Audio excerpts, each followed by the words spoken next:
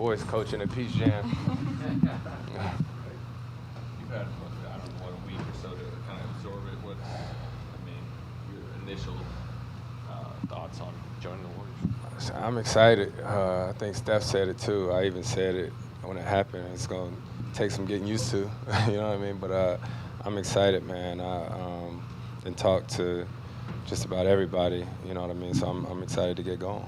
When you think about the way that you guys will have to all mesh together, how do you see that working? What do you need to do to make it all smooth?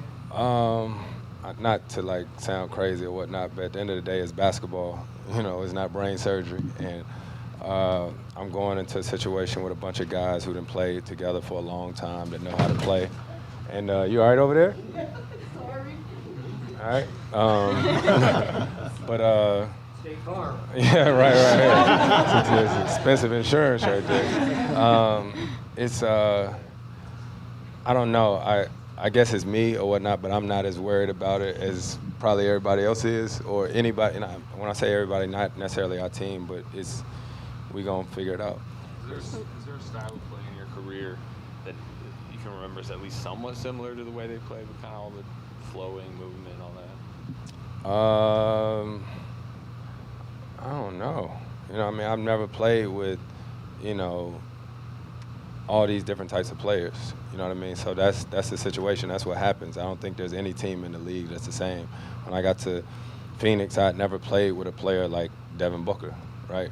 J.J. Redick was a lot different, you know, in the way he shot coming off screen. Steph has the ability to create his own shot. Clay dropped, I forgot how many points with a few dribbles, you know what I'm saying? Exactly, you know what I'm saying? Draymond, the way that he can create shots for other players. So, yeah, like I said, luckily it's basketball, and I know a little bit about the game. Following up on that, I mean, presumably you'd be coming off the bench playing with the second unit that's a lot younger than the Warriors of the past have been with J.K. and Moses. Just what do you think of their depth, their bench players that you might be playing alongside? You coaching?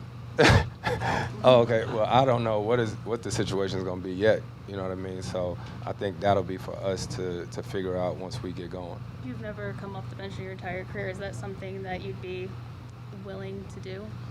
Like I said, it'll be a conversation for us when camp starts or whatnot. But me and Steve have talked or whatnot. But you know, that ain't something that you'd be like, "What up, man? Where you starting? You coming off the?" You know what I mean? So I think we'll figure all that stuff out in camp. Chris, you've never been afraid to throw that lob pass throughout your career. What do you think about the lob threats on this Warriors roster, whether it's Jonathan Kuminga or, you know, one of the rookies that just came in? I don't know. I'll tell you the truth. Like, I honestly play basketball. You know what I mean? I don't ever go into a play saying, "Oh, here come this lob, here come this bounce pass." Some of the purest players of this game, you react. You know what I mean? So, like, not trying to be disrespectful, but I don't go into a game saying I want to see how many lobs I can get. You know, at the end of the day, is who can score the most points. I'm sure you probably feel it, but a lot of Warriors fans are like, "We can't believe Chris Paul." Yeah, neither can my family. You know what I mean? But it is what it is. Sports. You know what I mean? So obviously the day the trade happened and all that, and you put the jersey on for the first time. Me and Steph actually worked out together today, and it's wild, man, the way life happens, and it does, and you show up and you enjoy the ability to still play this game at a high level. You've had so many battles against them over the years. How has your relationship evolved with Clay, Steph, and Draymond over the years? What you mean? Like, I mean, you guys have been rivals, you know, for a while, battles in a basketball context, heated rivalries. So now you guys are going to be teammates. Just how has the relationships evolved? I think it's funny because there's always a respect there too when you compete like that against guys. You know what I mean? And obviously fans always want the insight. Do y'all talk? Did this happen? You know, Clay. For all those years, I would be running around chasing Steph, and Clay would be guarding me. You know, so there's a respect there. Me and Clay talk when we play. You know, and I think Draymond is sort of like. I always say when people ask me who's the one player that I didn't get to play with that I wish I would have, and I always say Kevin Garnett. And it's because the first 3 times I ever played against KG, we both got double techs.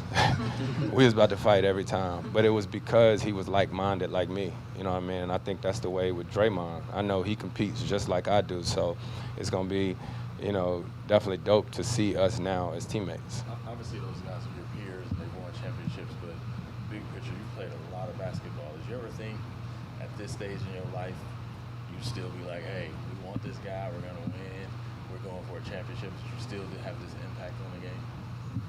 Did I think it? Yes, because I know the type of work that I put in and the competitor that I am. You know what I mean? Like, when you put the work in, I say this all the time, then you're never surprised about the situations, and you can always live with the different outcomes. But, you know, talking to Steve, talking to Steph, Dre, all these guys, I was real close with Andre Iguodala, Hilton Armstrong, who's one of the coaches, played with me in New Orleans. So basketball has a way of connecting people, and that's what I'm excited about. What was the workout with Steph like today? Wasn't a lot of misses. You know what I mean? So.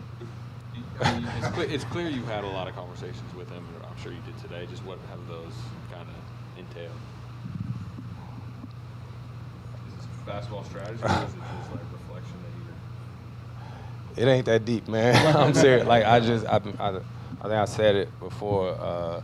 My wife over there went to Steph and Aisha's wedding. They were at my wedding. Like, we've known each other for a very long time, aside from the basketball court.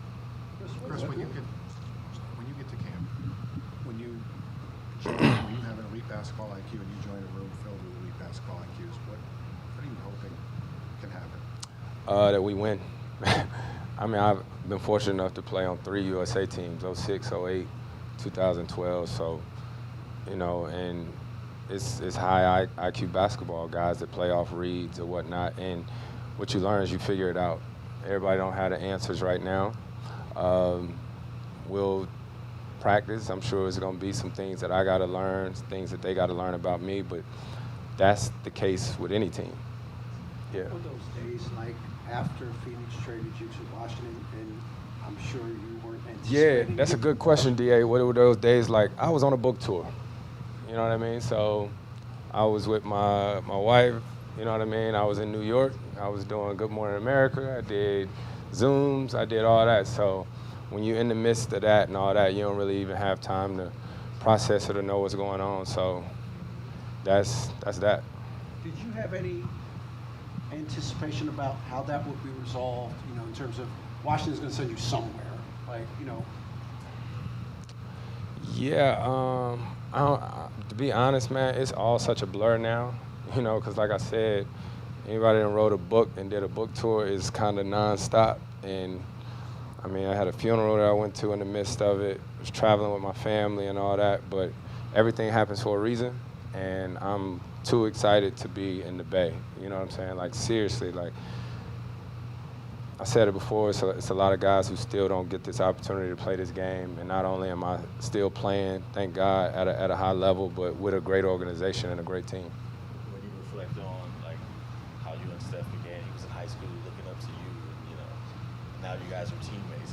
How wild is that to think like you've been a part of his journey? It's cool. Yeah, I've been a part of his journey. He's been a part of mine.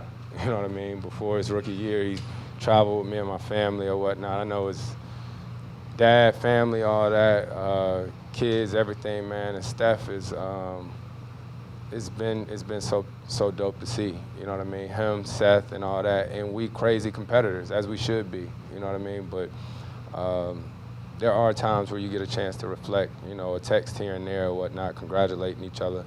And so, I mean, even working out today, we was just laughing. I don't think me and him had probably worked out together probably since like 2009 or something. So it's a great opportunity and a blessing to still be doing this at our ages, because he ain't young no more either.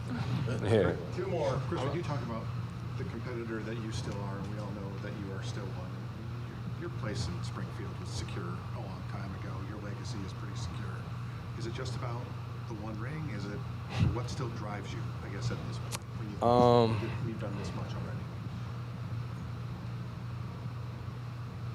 This is a sport. You know what I mean? Like, this is fun. You know what I mean? Like, I don't know. Like, it's it's a job or whatnot, but I get a chance to play basketball every day and say that's my way of life. You know what I'm saying? So you saying like, why do I do it? For the same reason I did it when I was 4 or 5 years old. You know what I mean? Like I wouldn't spend the time training and working out and hooping and being away from my family if I didn't love it the way that I do. You know what I mean? So that hasn't changed, and yeah, that's why. I read that you know, you have expectations of playing, you know, far beyond this season, or at least a few years. Is that right? I mean, you kind of still view the next few years as kind of your window. No question. Yeah. Stay there, we'll hold that.